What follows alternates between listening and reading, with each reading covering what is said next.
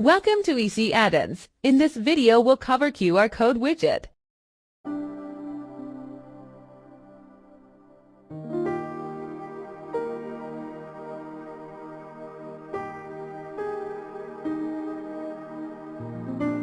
Let's jump into Elementor editor and search QR code.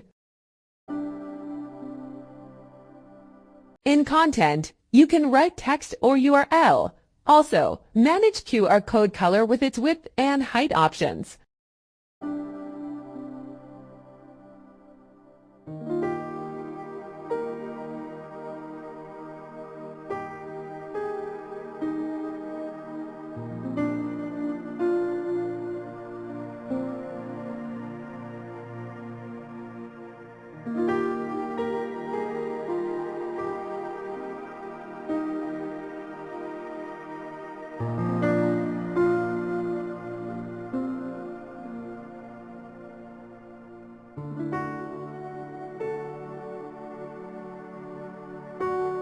Let's check some sample QR code using our widget.